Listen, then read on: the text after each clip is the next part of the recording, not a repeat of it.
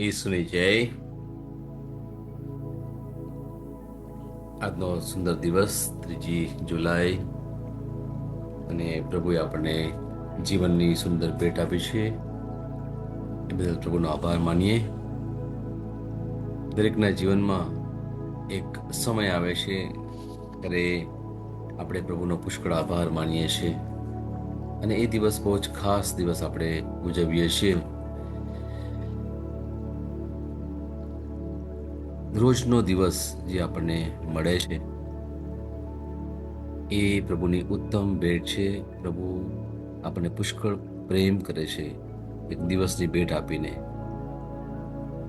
પ્રભુ જ્યારે દિવસની ભેટ આપે છે ત્યારે સાથે સાથે એ પણ બતાવે છે કે હજુ સુધી મેં તારી પર આશા રાખી છે. તું મારા પગલે પગલે ચાલ. હું તને જે કહું એ પ્રમાણે તું કર. તું મારો છે, તું મારી છે. મારા પુત્ર દ્વારા મેં તને પાપના વાનાથી છોડાવ્યો છે. હું તને પુષ્કળ પ્રેમ કરું છું. તું જન્મ્યો એ પહેલા મેં તને પસંદ કર્યો છે. અને પ્રભુ આ રીતે આપણને બતાવે છે બાઇબલના વચનો દ્વારા એ પિતા પરમેશ્વર આપણને કેટલો બધો પ્રેમ કરે છે. અને એ જ ભાવનાથી, એ જ લાગણીથી આપણે આજનો દિવસ શરૂ કરીએ. વચન લઈએ. પહેલો પિતર અધ્યાય 1 કડી 13-16. તેથી તમારા મનમાં સજ્જ થઈને જાગૃત રહો અને ઈસુ ખ્રિસ્તના પ્રગટ થવાના સમયે મળનાર આશીષો પર સંપૂર્ણ આશા રાખો. ઈશ્વરને આધીન થાઓ અને તમે અજ્ઞાન હતા તે સમયની દુર્વાસનાઓ પ્રમાણે તમારા જીવનનું ઘડતર થવા ના દો. એને બદલે તમે સર્વ કાર્યમાં તમને આમંત્રણ આપનાર ઈશ્વરના જેવા પવિત્ર બનો.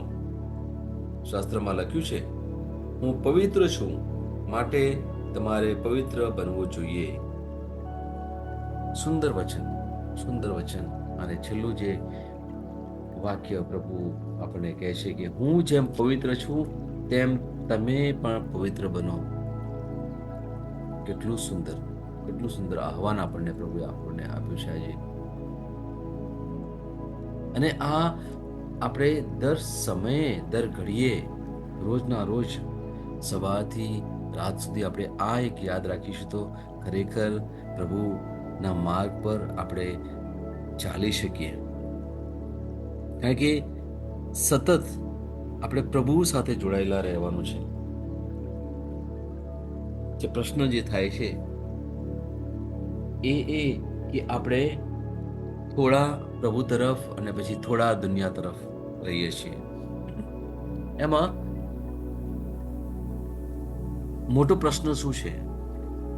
પ્રશ્ન એ છે કે આપણે શરીરથી આ દુનિયામાં જીવીએ છીએ, મન અને શરીરથી. પ્રભુએ આપણને એક ઉત્તમ ભેટ પણ આપેલી છે, એ છે આત્માની. પ્રભુએ એમનો પોતાનો આત્માનો એક અંશ આપણામાં મૂક્યો છે. અને એટલા માટે આપણે આપણું ખરેખર જે મન કહેવાય અને આત્મા પણ એ પ્રભુની ઈચ્છા રાખે છે. આપણે ઊંચા ઉઠવું છે અને આપણે ઉઠીએ પણ ખરા. અને આપણે આપણા શરીર અને મન દ્વારા ઘણી બધી પ્રવૃત્તિ કરીએ છીએ. પ્રાર્થના કરીએ છીએ, ચર્ચમાં જઈએ છીએ, પ્રભુ સાથે સમય ગાળીએ છીએ, બાઇબલ વાંચીએ છીએ, ઘણા સુંદર સુંદર કાર્યો કરીએ છીએ, લોકોને પ્રેમ કરીએ છીએ. ને એ સાથે તમે તપ કરતા હશો, દાન કરતા હશો, ઘણું બધું આપણે કરીએ છીએ. શું કરીએ છીએ આપણે? એ દ્વારા આપણે પરમેશ્વર જેવા પવિત્ર છે એવું પવિત્ર જીવન જીવવાનો પ્રયત્ન કરીએ છીએ મારા વાલાઓ. અને એના માટે આપણે ખરેખર ગર્વ કરવાનું છે. કારણ કે પ્રભુની આ પ્રેરણા છે, પ્રભુની ઈચ્છા છે. પણ એની સાથે સાથે મારા વાલાઓ, આપણી સાથે શું થઈ રહ્યું છે આપણને ખબર છે. વર્ષોથી કહેવાય ને કે મારે એક પગથિયું ઉપર ચડવું છે પ્રભુ તરફ, પણ બીજા જ સમયે હું મારા મન દ્વારા, મારી લાગણીઓ દ્વારા, મારી શારીરિક નબળાઈઓ દ્વારા નીચે ખેંચાઈ જાઉં છું. અને આ એક કહેવાય ને કે એક દોર ચાલ્યા કરે છે આપણા જીવનનો, કે મને સારું કરવું છે પણ ઘણી વાર હું સારું કરી શકતો નથી. પિતર આપણને વચન દ્વારા ઘણીવાર એક સરસ વચન છે ત્યાં કહે છે કે હું ખોટું કરવા નથી માંગતો પણ મારાથી થઈ જાય છે. મારે સારું બનવું છે પણ હું બની શકતો નથી. અને પછી આગળ કહે છે કે મારામાં જે નબળાઈ છે એ મારી નથી. એવું જ કંઈક આપણે આટલા દિવસોથી જે મન એક યુદ્ધ, જે મુખ્ય વિષયથી આપણે ચાલી રહ્યા છે, અને એના દ્વારા પછી આપણે બીજા ઘણા નાના નાના વિષયો લઈને આપણે રોજની રોજ આપણે અહીંયા આવીને બાઇબલના વચનો દ્વારા આપણે એને સમજવા માટે પ્રયત્ન કરીએ છીએ. અને આજનો જે વિષય છે એ છે ભટકતું અને વિચારમગ્ન મન. અને એની અંદર આપણે અમુક મુદ્દા જોઈશું મારા વાલાઓ. કઈ બાબતોને ધ્યાનમાં રાખવાની છે એ છે આપણી જે મન છે, જે માનસિક તૈયારી આપણે રાખવાની છે.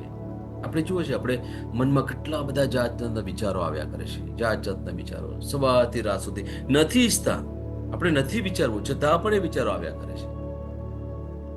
આપણું આ દુર્ભાગ્ય કહેવાય. આપણે નથી ઈચ્છતા, આપણને ખબર છે કે આ વિચાર છે એ સારા નથી, અને આપણે એની પર ઘણી બધી ગડમથલ પણ કરીએ છીએ. ઘણીવાર આપણે કાબુમાં નથી રાખી શકતા, અને એના લીધે ઘણીવાર મન જેમ કહે છે આપણે કરીએ છીએ, ઘણીવાર શરીર જેમ કહે છે એ પ્રમાણે કરીએ છીએ. પણ આપણે કહ્યું એ પ્રમાણે કે આપણે આત્માના દોરાવાનું છે, કારણ કે આત્મા ફક્ત પ્રભુની વાણી જ જાણી શકે, એને જ ઓળખે. એ લાગણીઓમાં અને લાગણીમાં સમજણ ના પડે, કારણ કે આત્મા એ પ્રભુનો આત્મા છે. એને દુનિયાવી બાબતોની સમજણ નથી પડતી, કારણ કે એ ઈશ્વરનો આત્મા છે, અને એ ઈશ્વરનો આત્માનો અંશ આપણામાં છે. એટલા જ માટે આપણે હંમેશા પ્રાર્થના છે, સારું કાર્ય છે, સારા વિચારો, સારું કાર્ય બોલવું, એ બધું આપણે કરતા રહીએ છીએ, છતાં પણ આપણે પડીએ છીએ. મેં એક સુંદર તમને ઉદાહરણ આપ્યું હતું. પ્રચારક સાથે અમને એમનું પ્રવચન સાંભળતો હતો ત્યારે એમણે એક બહુ સરસ વાત પણ કરી. એની સાથે એમણે એક બતાવ્યું પણ કે એક અવિશ્વાસી અને એક વિશ્વાસી સાથે શું થઈ રહ્યું છે. એક અવિશ્વાસી જે પ્રભુમાં નથી માનતો એ એક જ વાર પડે છે, પણ જે વિશ્વાસી છે એ 7 વાર પડે. એનો ભાવાર્થ એ છે કે એક અવિશ્વાસી, એના જીવનમાં કોઈ આશા નથી, એટલે એકવાર પડી જાય એટલે પછી એ ઊભો નથી થતો, એ પ્રભુમાં નથી માનતો. પણ જે એક વિશ્વાસી છે, જે પ્રભુમાં માને છે, પ્રભુમાં આશા છે, એ પડી તો જાય છે પણ પછી પાછો એ ઊભો થાય છે, અને પછી પાછું ઊભો થાય છે, અને સારું કરવું છે, થોડું ચાલે છે, અને પછી પાછું કંઈક એવું થાય છે ને પડી જાય છે. જે પડેલી વ્યક્તિ હોય એ ઊભી ના થઈ શકે, પણ જે વ્યક્તિ ઊભી છે, ચાન્સ છે પડી જવાનો. એટલે આવું કંઈક આપણા જીવનમાં જે થતું હોય તો એના માટે પણ આપણે પ્રભુનો આભાર એટલા માટે કે પ્રભુ તમે મને શક્તિ, બળ, હિંમત આપો છો, જેથી હું પડી જાઉં છું છતાં પણ તમે મારો હાથ પકડીને મને ઊભો કરો છો અથવા ઊભી કરો છો, અને હું તમારા સામર્થ્યથી, તમારી શક્તિ, બળ અને હિંમતથી પ્રભુજી હું તમારા રસ્તા પર ચાલું છું. પણ ઘણીવાર આ જે દુનિયામાં જે તોફાન ચાલી રહ્યું છે, દુનિયાના જે પ્રશ્નો છે, જે ચિંતાઓ છે, શંકાઓ છે, અને એને લઈ જ્યારે હું એનાથી પ્રભાવિત થઈ જાઉં છું ત્યારે હું પ્રભુ પડી જાઉં છું અને ફરી પાછા મને પ્રભુ ઊભા કરે છે. આ આપણું એક જીવન વ્યવહાર ચાલી રહ્યો છે મારા વાલાઓ. અને એટલા જ માટે આપણે કેવી રીતે વધારે સમય સુધી ઊભા રહી શકીએ, વધારે સમય સુધી આપણે પ્રભુના રસ્તા પર ચાલી શકીએ, એનો આપણો પ્રયત્ન કરી રહ્યા છે રોજને રોજ. કારણ કે મનમાં જે ચાલી રહ્યું છે પુષ્કળ વિચારો છે એની ઉપર આપણે કાબુ મેળવવાનો છે. કેવી રીતે કાબુ મેળવી શકાય? આપણે આધ્યાત્મિકતા તરફ વળવાનું છે, આપણે આત્માથી સભાન થવાનું છે અને પ્રભુને આપણે વિનંતી કરતા રહેવાનું છે, પ્રભુ તમે મને સહાય કરો પ્રભુજી. પેલું એક ઉદાહરણ આપને ખબર છે, જે પ્રસંગ કે જ્યારે શિષ્યો અને ઈસુ બોટમાં જઈ રહ્યા હતા અને ઈસુ તો ખરેખર મતલબ એક જગ્યાએથી બીજી જગ્યાએ જતા હતા, બોધ કરતા હતા અને પછી એ ખરેખર થાકી ગયા હતા અને એ ત્યાં હોડીમાં એક ઓશિકા પર માથું મૂકીને સૂઈ જાય છે સરસ ઊંઘમાં. અને ત્યાં સમુદ્રમાં તોફાન આવે છે અને પછી શું થાય છે, બધા શિષ્યો ગભરાઈ જાય છે, એટલો બધો પવન ફૂંકાય છે અને મોજા એટલા ઊંચા ઊંચા ઉછળે છે ને હોડીમાં પાણી આવી ગયું છે ને આ લોકો પછી બહુ જ ડરી જાય છે. અને ત્યાં એ લોકોને ખબર નથી શું કરવાનું. હવે છે માછીમારો, એમને ખબર છે કે સમુદ્રમાં તો આટલું તોફાન આવે છે સમયે સમયે અને એ લોકોને ખબર છે એમાં કેવી રીતે બચવાનું. પણ અહીંયા શું થાય છે, અહીંયા એ લોકો એટલા તો ગભરાઈ જાય છે અને હવે શું છે કે હવે એમને ખબર નથી પડતી હવે શું કરવાનું. એટલા માટે પ્રભુને ઈસુને ઉઠાડે છે, કે છે ઉઠો ઉઠો, અમે તો મરી ગયા. આ તોફાન જે એમના જીવનમાં આવ્યું એવું જ કંઈક આપણા જીવનમાં પણ તોફાન આવે છે વાલાઓ. અને જ્યારે આપણે એ તોફાનમાં આપણી જાતને સંભાળી નથી શકતા, આપણા કુટુંબને સંભાળી નથી શકતા, ત્યારે આપણે પ્રભુને આજીજી કરીએ, પ્રભુ મને બચાવો, પ્રભુ હું તો પતી ગયો. ત્યારે પ્રભુ આપણને સહાય કરે છે.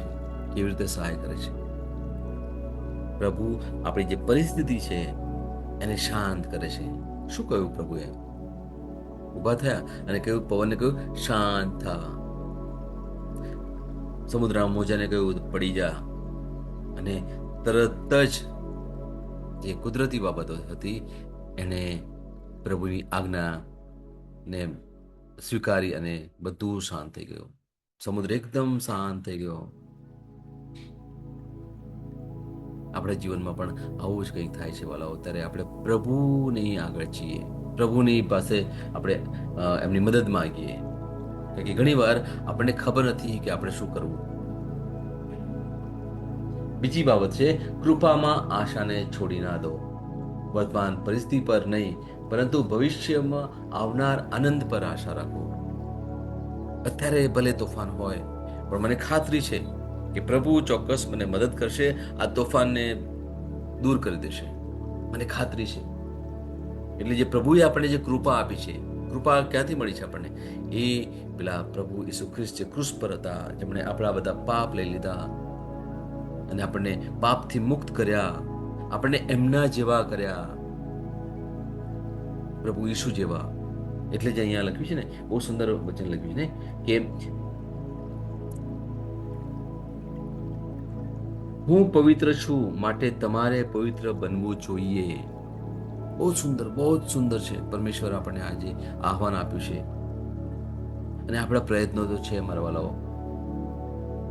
કોઈ પણ એવી વ્યક્તિ મેં જોઈ નથી કે એના પ્રયત્નો નથી. એ હંમેશા એક યા બીજી રીતે પ્રયત્ન કરતા રહે છે જેથી એ સુંદર જીવન જીવી શકે, સાચું જીવન જીવી શકે, પવિત્ર જીવન જીવી શકે. બધા આ કંઈક ને કંઈક કર્યા કરે છે. પણ આપણે જેના વિશે વાત કરીએ છીએ, પ્રશ્ન ક્યાં છે? પ્રશ્ન ત્યાં છે કે જ્યારે આપણે દુનિયાના જે તોફાનો છે એનાથી આપણે ગભરાઈ જઈએ છીએ, એનાથી ડરી જઈએ છીએ, પછી શંકા કરીએ છીએ કે હવે મારું ભવિષ્યમાં શું થશે, મારા બાળકોનું શું થશે. અને ત્યાં પ્રભુ આપણને આશ્વાસન આપવા માટે કહે છે. ત્રીજી બાબત છે, જૂનવાણીને નાબૂદ કરો.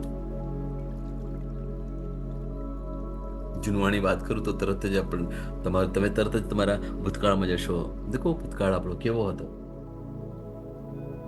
અને પછી ઘણી વાર જે ભૂતકાળની ઘણી બધી બાબતો, ઘણા બધા અનુભવો, જે ભૂતકાળમાં જે લોકો આવી ગયા અને એમણે કેવી રીતે બોલ્યું, કેવું કર્યું ને આપણે શું કર્યું ને આપણું વર્તન કેવું હતું, ને ઘણું બધી બાબતોનો એ ભૂતકાળની આપણા મનમાં હજુ પણ છે. હજુ પણ કદાચ અમુક વાર ભૂલ્યા નથી. અને એના લીધે આપણી જે વર્તમાન પરિસ્થિતિ જે કદાચ એટલી વ્યવસ્થિત નહીં હોય, કારણ કે ભૂતકાળ હજુ પણ આપણે લઈને ચાલી રહ્યા છીએ. હું અહીંયા એક અમુક વાર શબ્દ બોલું છું કે આપણે ભૂતકાળનું છે પોટલું લઈને ફરીએ છીએ. તો ચોક્કસ તમે મારી સાથે સંમત થશો કે જો તમે થોડો વિચાર કરશો ને તો તમને ખબર પડશે કે અરે મેં પ્રભુ આગળ શું કે બધું મૂકી દીધું છે, મેં તો બધું સમર્પણ કરી દીધું, છતાં પણ પેલી અમુક બે ચાર બાબતો છે, અમુક પેલા વ્યક્તિઓ છે, અમુક એવા પ્રસંગો છે, અનુભવો છે, હજુ પણ મારા મનમાં તો છે જ. અને એ ક્યાંક ને ક્યાંક મારા જીવનમાં આજે અસર કરે છે. અને એટલા જ માટે આપણને એક આહવાન આપ્યું છે પ્રભુએ કે જૂનવાણીને નાબૂદ કરો. અહીંયા બાઇબલમાં પણ બહુ સરસ લખ્યું છે કે હવે જૂનું પૂરું થયું અને હવે નવું શરૂ થયું. બહુ સરસ વાક્ય છે અને એની પર આપણે થોડો વિચાર કરવો પડે. એટલા જ માટે આપણે સ્વકેન્દ્રિત નથી થવાનું. આ જે દુનિયાની ઈચ્છાઓ છે, દુનિયાના જે વાનાઓ છે, એનાથી આપણે દૂર થવાનું છે. મેં પહેલા કહ્યું પ્રમાણે કે આપણે દુનિયામાં છીએ ખરા, પણ આપણે દુનિયાના નથી. મારા વાલો, મારે ફરીથી કહેવું છે, આપણે દુનિયામાં છીએ ખરા, પણ આપણે આ દુનિયાના નથી. એની પર પણ આપણે વિચાર કરવો પડશે. કે અહીંયા ઈસુએ પણ જ્યારે એમને પ્રશ્ન કરવામાં આવ્યો ત્યારે એમણે આ જ કહ્યું હતું. કે ને લોકોએ એમની ઉપર એક આળ મૂક્યું કે તું દુનિયાનો રાજા છે. પ્રભુએ કહ્યું હતું હા હું રાજા ખરો, પણ આ દુનિયાનો નહીં. અને આવું જ કંઈક આપણે પણ એક વલણ કેળવવાની જરૂર છે મારા વાલાઓ. ઈસુનું જે વલણ હતું ને એવું જ વલણ આપણું પણ હોવું જોઈએ. કારણ કે આપણે એટલા બધા બંધનોમાં બંધાયેલા છે, ક્યાંક ને ક્યાંક આપણે એવા જોડેલા છીએ કે આપણે એનાથી અલગ નથી થઈ શકતા. દુનિયાના દેખો વ્યક્તિઓ સાથે આપણે એટલા બધા બંધનમાં છીએ, વસ્તુઓ સાથે એટલા બંધનમાં છે, જગ્યાની સાથે એટલા બધા બંધનમાં છીએ, આપણા અનુભવોની સાથે એટલા બધા બંધનમાં છીએ. સારા ખોટા જો કોઈ પણ અનુભવ હોય પણ એની સાથે પણ આપણે એટલા બધા બંધનમાં છે. ભલાઓ આપણે ખરેખર શું કરવાનું છે ખબર છે? આત્મિક રીતે ધીરે ધીરે આ બંધનોથી દૂર થવા પ્રયત્ન કરવાનો છે. પ્રભુ પાસે આ એક આપણે માંગણી કરી શકીએ. પ્રભુ પાસે એક માંગીએ. આ ખરેખર બહુ સારું છે. એવું નથી કે આપણે એકદમ શું કે સંબંધો કાપી નાખવાની, ના, સંબંધ કાપવાની વાત નથી કરતા પણ આપણે શું કરીએ છીએ કે અમુક જેવા બંધનો છે જ્યાં આપણે શું કહીએ છીએ કે આપણે લાગણીમાં ઊણા ઉતરીએ છીએ કે લાગણી વશ થઈ જઈએ છીએ, જેને આપણે બહુ જ વધારે પ્રાધાન્ય આપ્યું છે આપણા જીવનમાં કે આ હોય તો જ બધું અને આ ના હોય તો કશું જ નહીં. પ્રભુ આપણને એક આહવાન આપે છે કે મારા સિવાય તારે કોઈની ભક્તિ કરવાની નથી, મારા સિવાય તારા જીવનમાં બીજું કોઈ ના હોવું જોઈએ. સૌથી મોટું જે છે, સૌથી મુખ્ય જે છે, સર્વોત્તમ છે એ પ્રભુ પિતા પરમેશ્વર જ છે, પ્રભુ ઈસુ ખ્રિસ્ત અને પવિત્ર આત્મા. એ જ આપણા જીવનમાં મુખ્ય હોવું જોઈએ. પછી ભલે આપણે વ્યવહારો બધાની સાથે કરતા હોય અને કરવું પણ જોઈએ. પ્રભુએ કહ્યું છે કે જેમ તમે તમારી જાતને પ્રેમ કરો છો એમ બીજાને પણ પ્રેમ કરો. ચોક્કસ એ તો જરૂર છે જ. અને પ્રભુ ઈસુએ પણ આપણને એક સુંદર દાખલો પણ આપ્યો કે પોતે પ્રભુના પુત્ર હોવા છતાં પણ એ માનવ પુત્ર બન્યા અને માનવ પુત્ર દ્વારા એમણે આપણને એક સુંદર ઉદાહરણ પૂરું પાડ્યું કે એક માનવ પુત્ર પણ પ્રભુ જેવું જીવન જીવી શકે. એટલા માટે આપણે કહીએ છીએ કે ઈસુ 100% પરમેશ્વરના પુત્ર હતા અને 100% માનવના પણ પુત્ર હતા. એટલે અંગ્રેજીમાં બહુ સરસ તૈયાર લખે છે કે ધ મેન ઓફ ગોડ અને મેન ઓફ મેન. અને આપણને જે પ્રભુ આપણને બતાવે છે કે હંમેશા પ્રભુ સાથે જોડાયેલા રહીએ. ચોથું છે પવિત્રતાનું ધોરણ આપણે કેળવવાનું છે. જેમ તમે બોલાવનાર પવિત્ર છો તેવા તમે પવિત્ર બનો. જે અહીંયા આપણે પવિત્ર સંત પહેલો અધ્યાય અને 16મી કડીમાં કહ્યું છે પ્રમાણે હું પવિત્ર છું, માટે તમારે પણ પવિત્ર બનવું જોઈએ.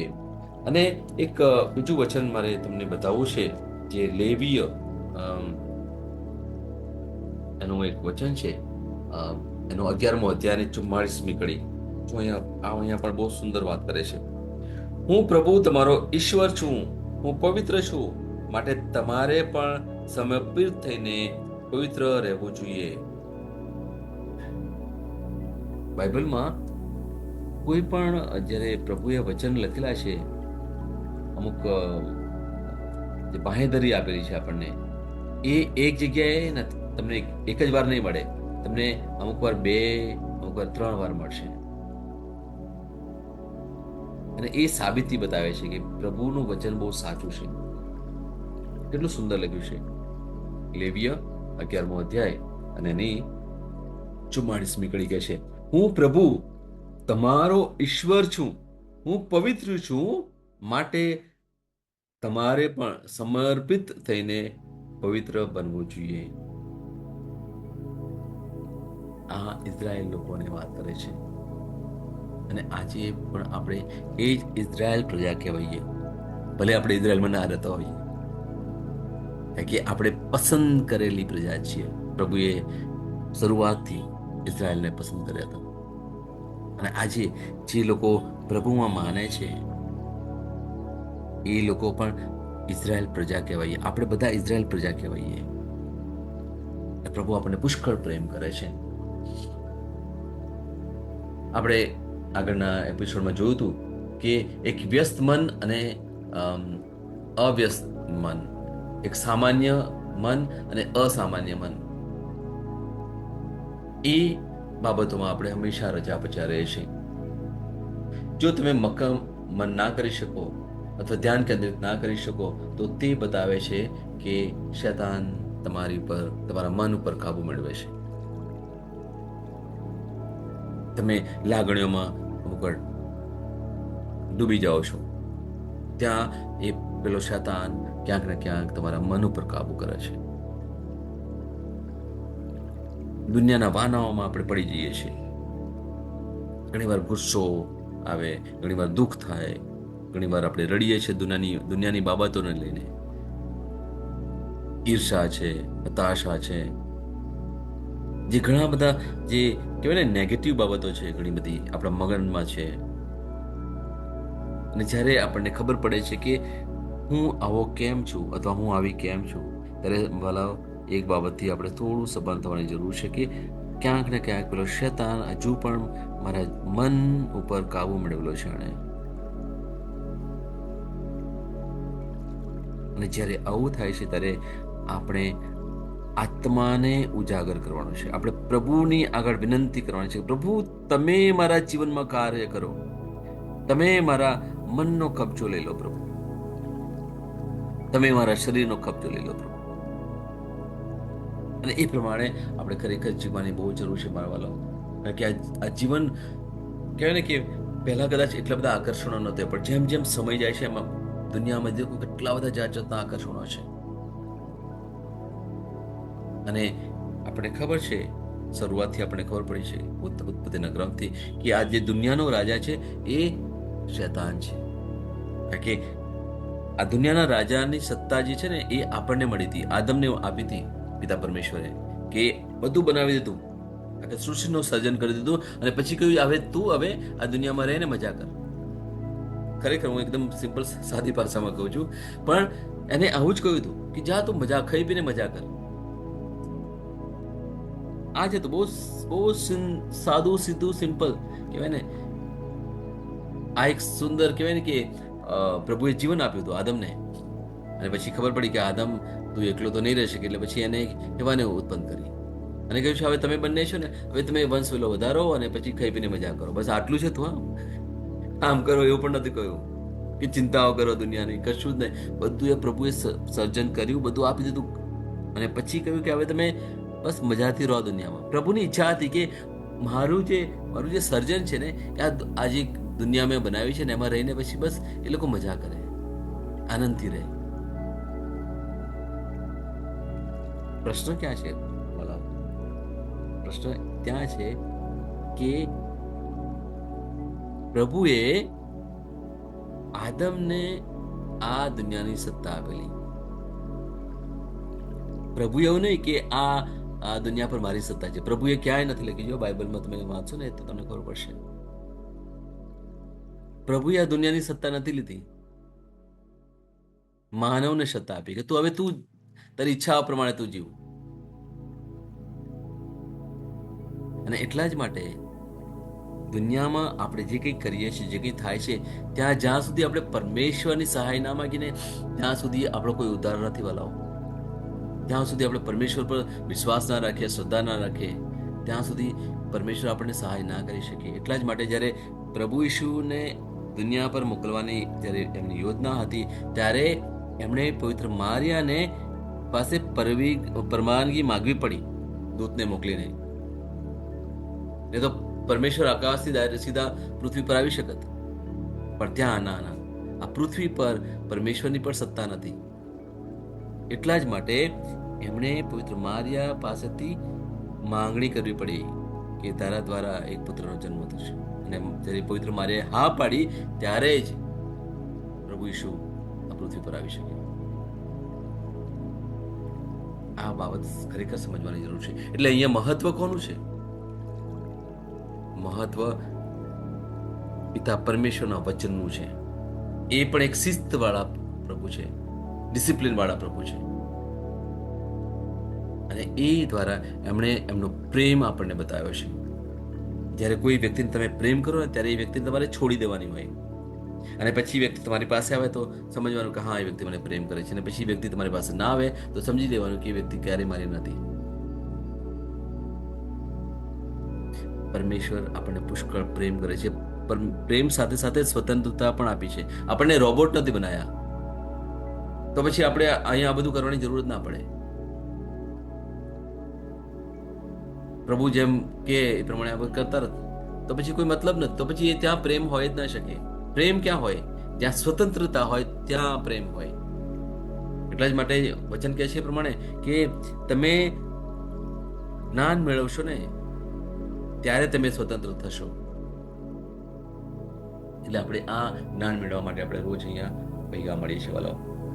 આવો આપણે આજનો દિવસ શરૂ કરીએ ત્યારે પ્રભુને આ પ્રાર્થના કરી કે પ્રભુ, હું ભલે દુનિયામાં હોઉં પણ પ્રભુ તમારી સહાય વગર, તમારા સહારા વગર હું કશું જ ના કરી શકું આ દુનિયા પર. મારામાં ઘણી બધી નબળાઈ છે, મારાથી ઘણું બધું નથી થઈ શકતું. થોડું જે કંઈ હું સારું પણ કરી શકું છું એ ફક્ત તમારા સામર્થ્યથી કરી શકું પ્રભુજી. મારામાં કયું કોઈ સામર્થ્ય નથી કે હું કંઈક સારું કરી શકું. અને જ્યારે આપણે આવી પ્રાર્થના કરીએ છીએ ત્યારે પ્રભુ આપણે ચોક્કસ સહાય કરે છે, એ આપણને પુષ્કળ પ્રેમ કરે છે. અને આ પ્રેમથી આપણો આજનો દિવસ શરૂ કરીએ મારા વાલાઓ. Praise the lord.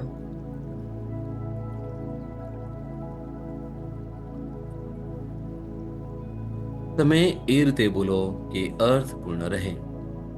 ત્રીજો દિવસ, વિશ્વાસ ઘોષણા. હું ઘોષણા કરું છું કે મારી પાસે આજ માટે જરૂરી કૃપા છે. હું શક્તિ, બળ અને નિશ્ચયથી ભરેલો છું. હું જે કંઈ પણનો સામનો કરું છું તે મારા માટે વધુ પડતું નથી. હું દરેક અવરોધને દૂર કરું છું, દરેક પડકારને પાર કરી શકું છું અને દરેક મુશ્કેલીમાંથી હું પહેલો હતો તેના કરતાં વધુ સારી રીતે પસાર થયો છું. આ મારી ઘોષણા છે. દૈવી સ્વાસ્થ્ય કબૂલાત. હું સામાન્ય નથી, હું ઈશ્વરની પ્રતિમૂર્તિમાં બનેલો છું. જેમ તે છે તેમ હું પણ આ દુનિયામાં છું. પ્રભુ ઈસુમાં મારી પાસે શૈતાન, મૃત્યુ, નરક અને દુનિયા પરના પ્રભુત્વ પર વિજય છે. હું નિર્ભય છું અને મને કોઈ સારી વસ્તુની ખોટ નથી. આમેન. હું જે પણ ઈશ્વરના નામ પર બોલું તે થશે જ. હું મજબૂત છું, હું તંદુરસ્ત છું, હું ધન્ય છું, હું સમૃદ્ધ છું, હું શક્તિશાળી છું, હું અભિષિક્ત છું, હું મુક્ત છું, હું પ્રભુનો વિશ્વાસી છું, હું પ્રભુ અને મનુષ્ય દ્વારા પ્રિય છું. હું જે જોઉં છું તે નથી બોલતો, પણ જે જોવા માંગુ છું તે બોલું છું. હું એક અવિભાજ્ય બીજ છું. હું મારા પ્રભુના ઘરમાં સારી જમીન પર રોપાયો છું. હું મારા ઈશ્વરની વાડીમાં નારિયેળના ઝાડની જેમ ફૂલું ફાલું છું. હું ખરા સમયમાં મબલક પાક આપું છું. હું પ્રભુમાં તાજા લીલા વૃક્ષો જીવો છું. હું વૃદ્ધાવસ્થામાં પણ ફળદાયક રહીશ. મારા પાન કદી નહીં કરમાય. હું જે પણ પ્રભુ ઈસુના નામમાં કામ કરીશ તેમાં સફળ થઈશ. ઈસુના નામમાં વસ્તુઓ હંમેશા મારા માટે કામ કરી રહી છે. હું ખ્રિસ્ત ઈસુમાં દરેક આત્મિક આશીર્વાદ મેળવનાર છું. હું મારા મનને ખ્રિસ્તના મન જેવું સંપૂર્ણ થવાનું કહું છું અને તેને નિર્દેશ આપું છું કે તે પ્રભુના વચનો દ્વારા ચાલે. હું મારા રજ્જુ અને ચિત્તાને જીવનની વાત કરું છું. મારા સ્નાયુઓ અને અસ્થિબંધન માટે તાકાત બોલું છું. હું મારા હૃદય સાથે જીવન શક્તિની વાત કરું છું. હું સામાન્ય શ્વાસની પ્રક્રિયા જાળવવા માટે મારા ફેફસા અને પેશીઓ સાથે કામ કરું છું. હું મારી કિડની, યકૃત અને સ્વાદુપિંડને સંપૂર્ણ સ્વાસ્થ્ય અર્પું છું. મારા લોહીના દરેક કોષમાં જીવન છે. મારા હાડકાં સાદા અને નાજુક અસ્થિઓ ગોઠવાયેલા, મજબૂત અને મક્કમ છે. મારી આંગળીઓ ઉત્તમ રીતે કાર્ય કરે છે. મારી આંખનું તેજ સારું છે. મારા કાન શ્રેષ્ઠ રીતે કાર્ય કરે છે. મારી ત્વચા નવા જન્મેલા બાળક અને ઈશ્વરની સુંદરતા જેવી મુલાયમ અને તંદુરસ્ત છે. મારા વાળના મૂળ સજ્જડ છે. હું મારા વાળને મજબૂત રહેવાનો આદેશ આપું છું અને જ્યાં વૃદ્ધિની જરૂર હોય ત્યાં હું વાળ ઉગવાનું કહું છું. મારા દાંત, અવાળા, જડબા, રક્તવાહિની બધું જ સ્વસ્થ, મજબૂત અને સંપૂર્ણ છે. મારા બધા હોર્મોન્સ અને ન્યુરોકેમિકલ ટ્રાન્સમીટર એકબીજા સાથે સંપૂર્ણ સુમેળમાં છે અને તેમના કાર્યોને સામાન્ય રીતે ચલાવી રહ્યા છે. મારું પાચન તંત્ર તંદુરસ્ત છે. તમામ ખોરાકને પચાવવા સક્ષમ છે.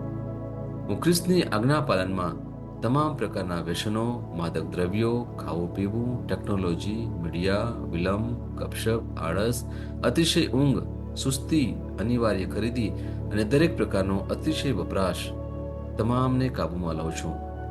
જેમ ઈસુ છે તેવો જ હું છું. મારી પ્રજનન પ્રણાલી પૂરતી માત્રામાં અને સારી ગતિશીલતા દ્વારા શુક્રાણુનું ઉત્પાદન અને જમા કરી રહી છે.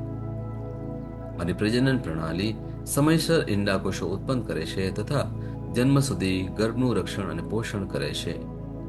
મારા અંગની દરેક પેશીઓ સંપૂર્ણ રીતે કાર્ય કરે છે અને હું મારા શરીરમાં કોઈ પણ ખામી કે ખોડખાપણને નકારું છું. મારી સંપૂર્ણ માનવ શરીર રચના અને શરીર વિજ્ઞાન ખ્રિસ્ત ઈસુમાં પૂર્ણ થયેલ છે. ઈસુના નામે હાલેલુયા, આમેન. ઈશ્વર પિતા મને પ્રેમ કરે છે, હું જાણું છું. ઈશ્વર પુત્ર મને પ્રેમ કરે છે, હું જાણું છું. ઈશ્વર આત્મા મને પ્રેમ કરે છે, હું જાણું છું. ઈસુની જય. Hallelujah, hallelujah, hallelujah, hallelujah, hallelujah, hallelujah, hallelujah, hallelujah, hallelujah, hallelujah, hallelujah, hallelujah, hallelujah, hallelujah, hallelujah, hallelujah, hallelujah, hallelujah, hallelujah, hallelujah. Hallelujah, hallelujah, hallelujah, hallelujah, hallelujah, hallelujah, hallelujah. Thank you, Jesus. Praise you, Jesus. Thank you, Jesus. Praise you, Jesus. Thank you. Hallelujah, hallelujah, hallelujah. Hali khala bakara mashi kere re kere meshi beri beri beshara balakara mashi tere kere kere lahara bashara bakara bashi kere beri beshire beshire re hola le bara bashara bakara kara mashi re kere kere ramashi kere Labara bashe beri beshe beri kere kere meshi kere re kere be kara bashala kara mashi tere Ribala bahare kere beshira bala karavashi kere kere kere kere kere shire lihara basha bara bashi bere bere beshire bere basha bara bar kere kere re bashi be lara hara basha bara be kere beshala re tere hete no moshi de vela bakala bashi kere beshata dibara bashi tere tere shiri bere basha bara bakara bashi be tere kere kere beshire bela libara batere beshire mahatere beshina kora bashi Bach તેરી બરકન્યા તોરી બલા કરે તેરે બશેકી Raba Raba શેબેરે Meta Raba શેતે દરાજી Raba શબારે કરે વેખેરી કરી છે વેશેરી લીબા રામા તેરી બિખા રાબા શેબે તેરો બકરા Bach તોરી બી રાબા શબા રાબા તેરી બિશતા લીરા હારા બાશા રખા રાબા શબાર શેદે બેદે શે રાબા શબા રાબા શેબરે hallelujah hallelujah hallelujah hallelujah hallelujah hallelujah praise the Lord. પિતા પરમેશ્વરનો જય હો, પ્રભુ ઈશુનો જય હો, પવિત્ર આત્માનો જય હો, પવિત્ર ત્રૈક્યનો જય હો.